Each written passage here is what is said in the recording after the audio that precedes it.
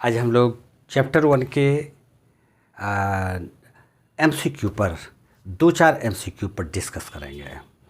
क्योंकि MCQ पर discuss करना इसलिए भी ज़्यादा इम्पोर्टेंट हो गया है क्योंकि नए सर्कुलर के मुताबिक आपको MCQ एग्जामिनेशन में ज़्यादा मार्क्स के रहेंगे, इसको इग्नोर नहीं कर सकते हैं। इसलिए MCQ पर ज़्यादा जोर दीजिए और MCQ को अच्छी तरह से बनाइए। 3-4-5 क्वेश्चन है, उसको देखिए, बहुत ही इम्पोर्टेंट क्वेश्चन है, ज़रूर तैयार करना। चैप्टर 1 का ये बहुत ही इम्पोर्टेंट क्वेश्चन है। दो इरेशनल नंबर के बीच में एक रैशनल नंबर कैसे हम रखेंगे। जैसे यहाँ पर ये क्वेश्चन है, a rational number between √2 and √3। √2 भी इरेशनल है और √3 भी इरेशनल है। तो हम लोग को एक रैशनल नंबर लिखना है इस दोनों के बीच में, √2 और √3, इसके बीच में एक रैशनल नंबर लिखना है, इरेशनल नहीं, रैशनल। देखो कैसे करते हैं। ये √2 का वैल्यू आता है 1.414, याद ही होगा। ये √3 का वैल्यू आता है 1.732। ठीक, अब हमको तो रैशनल नंबर लेना है, तो इस दोनों के बीच में एक नंबर सीधा सा 1.5 भी तो होगा। हम इसको लिख सकते हैं 1.500। डेसिमल के बाद 3 डिजिट है, 3 डिजिट दे दिए। अब तो देखो कि ये ऑर्डर सही है या नहीं। 414, 1.500 और 1.732, तो इस दोनों के बीच में ये नंबर आता है। और चूंकि 1.5 हमने लिया तो 1.5 को हम लोग लिख सकते हैं 1.5/10, ये डेसिमल ख़त्म कर दिए, तो ये बन जाता है 15/10। और इसको सिंप्लीफाई कर लोगे तो 5352 = 3/2। ये एक रैशनल नंबर है। 3/2 is in the form of p/q where q is not equal to 0, therefore 1.5 is a rational number। लेकिन अगर इरेशनल आ जाए, क्वेश्चन यहीं पर है, ख़त्म हो गया। लेकिन अगर इरेशनल आ जाए, लिखने के लिए ये भी तो आ सकता है।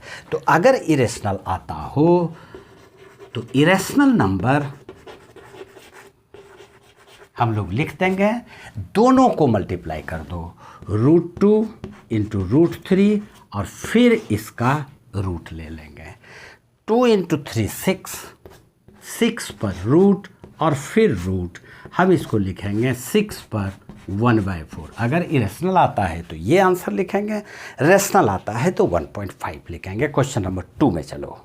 क्वेश्चन नंबर 2 में ये चूज करना है हमको कि इसमें से इरेशनल नंबर कौन है। यहाँ पर हम देख रहे हैं कि ये क्वेश्चन नंबर 1 को बाद में डिस्कस करेंगे।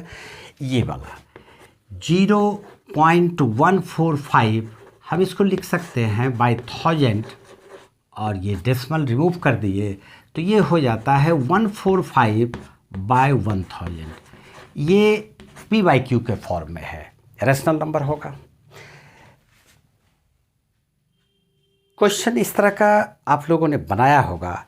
जब ये रेकरिंग रहता है तो ऐसा क्वेश्चन था कि इसको रैशनल नंबर में कन्वर्ट करो।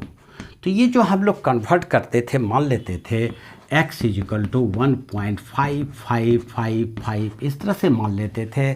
फिर हम लोग इसको 10 से मल्टीप्लाई कर लिए, 10x हो गया तो 15.555 कर लिए।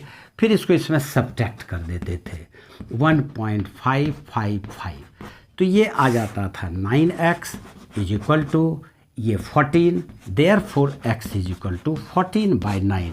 ये रैशनल नंबर है, यानी इस फॉर्म में जितना भी नंबर रहेगा वो रैशनल होगा। इसका मतलब ये भी रैशनल है, ये भी रैशनल है और ये भी रैशनल है। लेकिन अब क्वेश्चन नंबर 1 पर हम लोग डिस्कस करते हैं। इसका ऑप्शन नंबर 1 पे 401, नोट करो, 4.401, ठीक।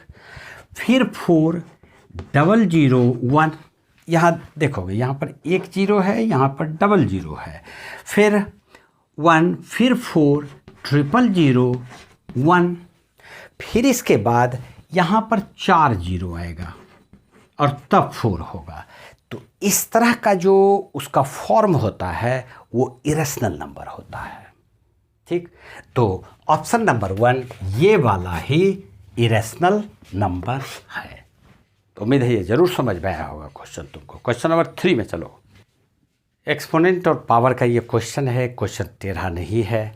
अगर इसके प्रॉपर्टी को याद होगा तो ज़रूर आसानी से बना दोगे।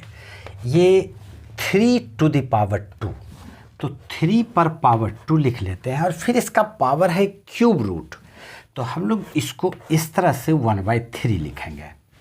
ठीक, और फिर 4th रूट है, 4th रूट का मतलब 1/4, तो इस पर पावर हम लोग दे देते हैं 1/4। अब इसको सिंप्लीफाई अगर करेंगे तो जितना पावर्स है सबको मल्टीप्लाई कर दो, तो ये 3 2 मल्टीप्लाई 1/3 मल्टीप्लाई 1/4, ये 2 को हम इससे कैंसिल कर सकते हैं। तो ये आ जाता है 3 पर पावर 1 × 1 1/3 2 या 6। यही हमारा इसका आंसर है। ये क्वेश्चन टेढ़ा नहीं है, इसको कितना और अगर कितना भी कॉम्प्लिकेटेड रहे उसके लॉ को अप्लाई करो, निश्चित रूप से बनाओगे। ठीक, एक और क्वेश्चन है उसको देखो।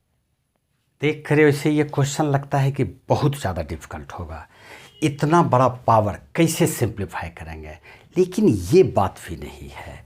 हम देख रहे हैं कि ये दोनों का बेस सेम है 256, तो हम लोग इसको 256 लिख लेते हैं और चूँकि बेस बराबर है इसलिए दोनों पावर्स को ऐड कर देंगे।